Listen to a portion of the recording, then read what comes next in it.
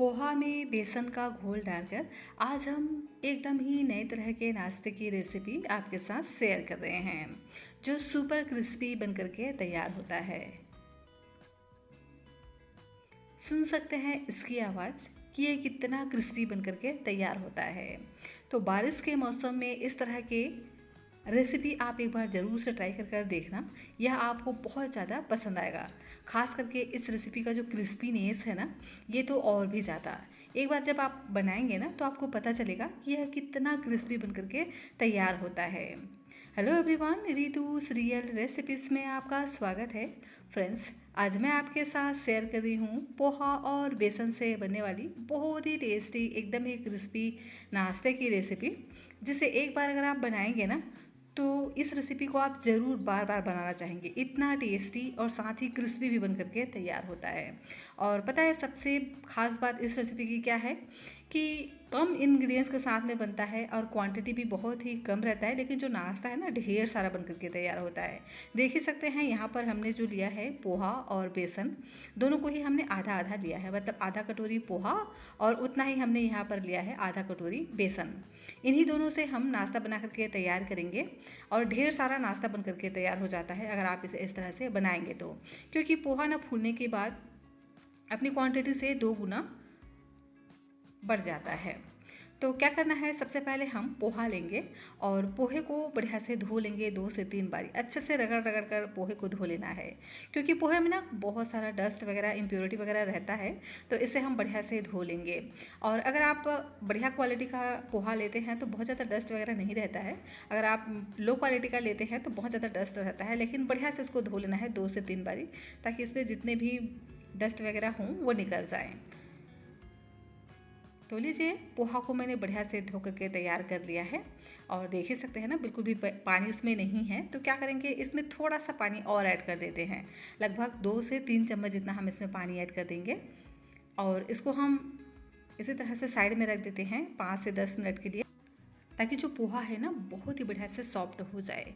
जितना बढ़िया से ये सॉफ्ट होगा ना उतना ही बढ़िया रेसिपी हमारी बन करके तैयार होगी। फ्रेंड्स, रेसिपी अगर आपको थोड़ी सी भी अच्छी लगे तो प्लीज़ आप वीडियो को लाइक, चैनल को सब्सक्राइब ज़रूर से कर लीजिएगा और हाँ, अपने फ्रेंड्स और फैमिली के साथ शेयर भी ज़रूर से कर दीजिएगा।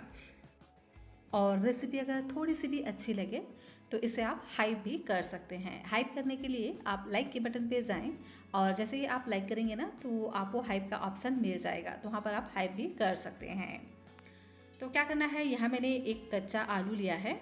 इस रेसिपी के लिए आपको उबले हुए आलू की भी ज़रूरत नहीं है। कभी कभी होता है ना कि हमारे पास उबला हुआ आलू नहीं रहता है, तो झटपट तरीके से इस तरह से आप कच्चे आलू का यूज़ करते हुए इस रेसिपी को बना सकते हैं। इससे ना टेक्सचर बहुत ही बढ़िया आता है नाश्ते का और झटपट तरीके से यह रेसिपी बन करके तैयार हो जाता है। कोई भी प्रिपेयर आपको पहले से करके रखने की ज़रूरत नहीं है। बस कच्चा आलू लीजिए, उसको बढ़िया से छील लीजिए और इसको हम इस तरह से छोटे छोटे पीसेस में कट करेंगे। तो इसके लिए क्या करना है, इस तरह से हम लंबाई में कट कर लेंगे और इसी तरह से अपोजिट साइड से भी हम इसको लंबाई में कट कर लेंगे और इसके बाद इसको हम इस तरह से छोटे छोटे पीसेस में कट कर लेंगे। इस तरह से छोटे छोटे पीसेस में जब हम इसको कट करेंगे ना तो ये बढ़िया से ग्राइंड हो जाएंगे। तो फ्रेंड्स, अक्सर हम इस नाश्ते को चावल से बना करके तैयार करते हैं, लेकिन होता क्या है ना, जब भी हम कभी चावल से बनाते हैं इस रेसिपी को तो उसके लिए हमें 2 से 3 घंटा पहले ही प्रिपेयर करके रखना पड़ता है। लेकिन अगर आप इसे पोहा और बेसन से बनाएंगे ना तो इसका टेस्ट एकदम ही यूनिक होता है और साथ ही एकदम ही इंस्टेंट तरीके से बन जाता है। तो क्या करेंगे, आलू को पहले हम इस तरह से कट कर लेंगे और इसमें हम पानी डाल कर उसको साइड में रखेंगे, ताकि जो आलू है ना बिल्कुल भी काले ना पड़े। एक तैयारी हम और कर लेते हैं। तो यहाँ मैंने बेसन लिया है, जितना हमने पोहा लिया था उतना ही हम बेसन लेंगे और इसको हम डाल देंगे एक बड़े से मिक्सिंग बाउल में और इसमें हम डाल देते हैं कुछ चीज़ें। तो डालेंगे कलर के लिए हल्दी का पाउडर, तो सिर्फ 2 पिंच जितना हम यहाँ पर हल्दी का पाउडर ऐड करेंगे, ज़्यादा बिल्कुल भी ऐड नहीं करना है। वैसे तो यहाँ पर हम इनो, सोडा वगैरह का इस्तेमाल नहीं करने वाले हैं और अगर आप यहाँ पर सोडा का इस्तेमाल करते हैं तो आप यहाँ पर हल्दी को स्किप भी कर सकते हैं। और थोड़ा सा हम यहाँ पर हींग ऐड करेंगे और इसको ना मिक्स कर लेते हैं। तो पहले सुखाई एक बार मिक्स कर लीजिएगा और इसके बाद इसका हम एक घोल तैयार करेंगे। तो इसका हमें एक गाढ़ा सा घोल तैयार करना है, तो इसीलिए इसमें हमें थोड़ा थोड़ा पानी डालते जाना है। एक साथ अगर हमने इसमें पानी डाल दिया ना तो बैटर में लम्स पड़ जाते हैं, तो इसीलिए इसमें थोड़ा थोड़ा पानी डालते हुए बढ़िया से इस तरह से हम इसको चलाते जाएंगे और इस तरह से लम्स फ्री बैटर बना करके तैयार कर लेंगे। तो देख ही सकते हैं कितना स्मूथ हमारा जो बैटर है बन करके तैयार हो गया है। और इसी तरह से गाढ़ा सा हम बना करके तैयार करेंगे। और अब हम इसमें डाल देते हैं कुछ मसाले। तो डालेंगे आधा छोटा चम्मच जीरा, इसी के साथ ही में डाल देते हैं आधा छोटा चम्मच चिली फ्लेक्स, साथ ही में ऐड करेंगे भुने हुए जीरे का पाउडर। तो बस थोड़ा थोड़ा ही हम मसालों को लेंगे, क्योंकि इस रेसिपी में बहुत ज़्यादा मसाले भी नहीं चाहते हैं। वैसे तो आप अगर बिना मसालों के भी इस रेसिपी को बना करके तैयार करेंगे ना तो भी ये बहुत ज़्यादा टेस्टी बन करके तैयार होता है। और अब हम इसमें ऐड कर देते हैं आधा छोटा चम्मच जितना धनिया पाउडर, और इसी के साथ ही में मैंने यहाँ पर थोड़ा सा गरम मसाला का भी इस्तेमाल किया है। इससे जो इसका टेस्ट ना और भी ज़्यादा बढ़ जाएगा।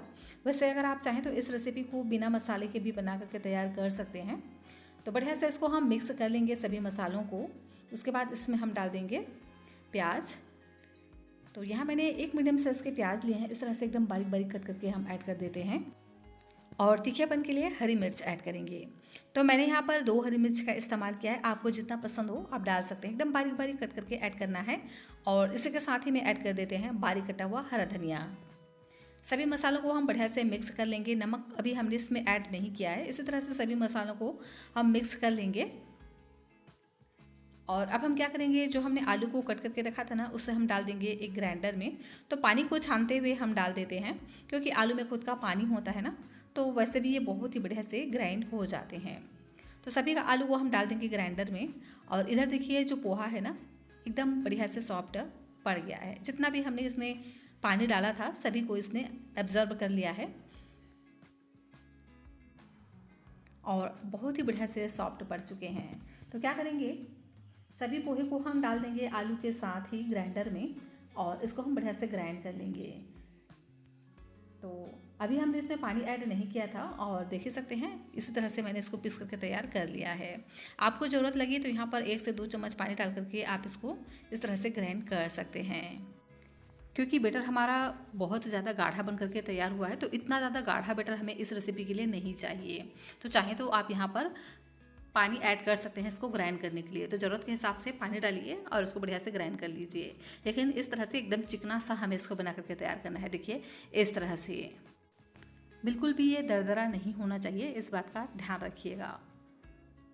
तो देख ही सकते हैं ना बहुत ही एकदम चिकना सा ये पीस करके तैयार हुआ है। तो अब हम क्या करेंगे, जो हमने बेसन का घोल बना करके रखा था ना उसको हम डाल देंगे पोहे के साथ ही। बेसन के घोल को हम डाल देंगे पोहे में और इसको हम बढ़िया से मिक्स कर लेंगे। तो इसकी जो कंसिस्टेंसी है एडजस्ट हो जाएगी, मतलब जिस तरह से हमें इसका बैटर तैयार करना था उसी तरह से ये तैयार हो जाएगा। तो हमने इसमें बिल्कुल भी पानी ऐड नहीं किया है, इसी तरह से मैंने इसको पीस करके तैयार कर लिया है। और देख सकते हैं ना इस तरह से हमें इसको तैयार करना है एकदम गाढ़ा सा, मतलब बहुत ज़्यादा पतला भी नहीं रखना है और न बहुत ज़्यादा हम इसको गाढ़ा रखेंगे। बैटर की कंसिस्टेंसी इस रेसिपी के लिए बहुत ज़्यादा मैटर करती है, तो इस बात का ध्यान रखिएगा। तो क्योंकि हम इसमें इनो सोडा वगैरह का इस्तेमाल नहीं करने वाले हैं तो इसको हम बढ़िया से एकदम फेंट लेंगे। जितना आप इसको अच्छे से फेंटेंगे ना उतना ही नाश्ता आपका फ्लफी क्रिस्पी बन करके तैयार होगा। तो 1 से 2 मिनट के लिए इसी तरह से कंटिन्यू चलाते हुए हमें इसको फेंट लेना है। और देख ही सकते हैं ना बैटर जो है ना हल्का सा कलर इसका चेंज हो गया है, तो इसी तरह से इसको हमें तैयार कर लेना है। अगर आप चाहें तो यहाँ पर 1 से 2 पिंच खाने वाला सोडा का भी इस्तेमाल कर सकते हैं, उससे नाश्ता और भी ज़्यादा फ्लफी बनकर के तैयार होगा, एकदम ही क्रंची क्रिस्पी बनकर के तैयार होगा। फिलहाल मैंने यहाँ पर इनो वगैरह का इस्तेमाल नहीं किया है और देख ही सकते हैं ना एकदम अच्छे से बैटर हमारा फ्लफी सा बनकर के तैयार हो गया है, क्योंकि हमने इसको बढ़िया से फेंट लिया है। और इसे फेंटने से पहले मैंने इसमें स्वाद के अनुसार नमक भी ऐड किया था, तो आप इसमें ज़रूर से नमक ऐड करिएगा। और देखिए इस तरह से हमें बैटर तैयार कर लेना है। और अब हम इसको बनाना स्टार्ट करते हैं। तो यहाँ मैंने ऑयल को पहले से ही गर्म करने रख दिया था, तो हाई फ्लेम पे इसको हमें डालना है और इस तरह से पकौड़ी हमें डालते जाना है। तो एक एक करके इस तरह से हम छोटी छोटी पकौड़ियाँ डालते जाएंगे। तो जितना एक बार में आ जाएगा उतना हम इसमें ऐड कर देंगे। छोटी बड़ी आप अपने हिसाब से इसको रख सकते हैं, जितना आपको बड़ा या छोटा इसको बनाना हो। फ्रेंड्स, ये इतना क्रिस्पी बन करके तैयार होता है ना कि आप इसके दीवाने हो जाएंगे एक बार अगर आपने इसको इस तरह से बना लिया तो कई तरह के आपने पकौड़े बनाए होंगे। पोहा और बेसन की ये पकौड़ी आप एक बार ज़रूर से ट्राई करना। डेफिनेटली यह रेसिपी आपको बहुत ज़्यादा पसंद आएगा अगर आप इसे इस तरह से बनाएंगे तो। और पता है इस रेसिपी की खास बात क्या है कि थोड़े से क्वांटिटी में भी यह नाश्ता बहुत सारा बन करके तैयार हो जाता है अगर आप इसमें पोहा ऐड करते हो तो अगर आपको चावल के पकौड़े खाना पसंद है तो पोहा से बनाइएगा। पोहा से बनाने से ना क्या होता है कि बहुत ही ज़्यादा ये जल्दी बन करके तैयार हो जाता है। झटपट तरीके से इस रेसिपी को आप बना सकते हैं और चाहें तो आप इसमें बेसन को स्किप करके इसे सिर्फ आलू और पोहे से भी बना करके तैयार कर सकते हैं। तो अभी जो आपकी रेसिपी है ना बहुत ही परफेक्ट तरीके से बन करके तैयार होगा। लेकिन अगर आप इसमें थोड़ा सा बेसन भी ऐड कर देंगे ना तो इसका टेस्ट भी बहुत ज़्यादा बढ़ जाता है। तो जैसा आपको सुविधा लगे, जैसा आपको पसंद आए उस तरह से आप बना सकते हैं। तो मैंने क्या किया है देखिए, इस तरह से पोहा और बेसन के पकौड़े को डाल दिए हैं ऑयल में और इसको हम बढ़िया से इस तरह से चलाते हुए क्रिस्पी होने तक इसको हमें हाई फ्लेम पे फ्राई करना है। 2 से 3 मिनट तक इसको हमें हाई फ्लेम पे पहले फ्राई करना है। उसके बाद गैस की फ्लेम को मीडियम कर देना है और मीडियम फ्लेम पे 2 से 3 मिनट के लिए और इसको हम फ्राई करेंगे। और जैसे ही बढ़िया से ये क्रिस्पी हो जाएंगे ना तो उसके बाद हम इसको निकाल लेंगे। अगर आपने इसको लो फ्लेम पे फ्राई किया तो ये ऑयली हो जाएंगे और इसको आपने हाई फ्लेम पे ही फ्राई किया तो ये अंदर से सॉगी रह जाएंगे। तो इसीलिए पहले आप इसको 2 मिनट हाई फ्लेम पे फ्राई कीजिए, उसके बाद इसको मीडियम फ्लेम पे 2 से 3 मिनट तक और फ्राई कीजिए। टोटल इसको हमें 4 से 5 मिनट तक फ्राई करना है और 4 से 5 मिनट में ये सुपर क्रिस्पी नाश्ता बन करके तैयार हो जाता है। तो लीजिए, इसी तरह से मैंने दूसरा बैच भी बना करके तैयार कर लिया है और देखने से ही आपको पता चल रहा होगा कि यह नाश्ता कितना क्रिस्पी बन करके तैयार हुआ है। इस रेसिपी को आप किसी भी चटनी के साथ सर्व करिए, आपके मनपसंद चटनी के साथ सर्व करिए। ये बहुत ज़्यादा टेस्टी और एकदम ही क्रिस्पी बन करके तैयार होते हैं। इसकी जो क्रिस्पीनेस है ना, इसके तो आप दीवाने हो जाएंगे, इतना क्रिस्पी बन करके तैयार होता है। आप अगर बनाएंगे ना तो आपको पता चलेगा कि पोहा से बनने वाली जो रेसिपी होती है ना, ये कितनी क्रिस्पी बन करके तैयार होते हैं। बस इस बात का ध्यान रखिएगा कि इसे फ्राई करते वक्त आपको मीडियम फ्लेम पे फ्राई करना है। मतलब यह है कि पहले आप इसको हाई फ्लेम पे फ्राई करिए 2 मिनट के लिए, उसके बाद गैस की फ्लेम को मीडियम कर दीजिए और फ्राई करिए तो एकदम ही क्रिस्पी बनकर के ये तैयार हो जाते हैं। और देख ही सकते हैं ना कितना सारा नाश्ता बनकर के तैयार होता है, वो भी सिर्फ आधा कटोरी पोहे से। तो पोहा बेसन की इस रेसिपी को आप एक बार ज़रूर से ट्राई करना, आपको इसका टेस्ट भी पसंद आएगा और साथ ही इसका क्रिस्पीनेस भी पसंद आएगा। तो ज़रूर से ट्राई कर देखना। रेसिपी अगर आपको थोड़ी सी भी अच्छी लगे तो प्लीज़ आप वीडियो को लाइक, चैनल को सब्सक्राइब ज़रूर से कर लीजिएगा। और सुन सकते हैं ना इसकी आवाज़ कि कितना क्रिस्पी बन करके तैयार होता है। एकदम ही इंस्टेंट वाली रेसिपी है। जब कभी भी आपको कुछ क्रिस्पी, चटपटा और मज़ेदार सा नाश्ता खाने का मन करे तो इस रेसिपी को आप ट्राई कर सकते हैं। डेफिनेटली यह रेसिपी आपको बहुत ज़्यादा पसंद आएगा। फ्रेंड्स, रेसिपी पसंद आए तो हाइप भी ज़रूर से कर दीजिएगा और हाँ, मुझे ज़रूर से बताइएगा कि रेसिपी आपको कैसी लगी।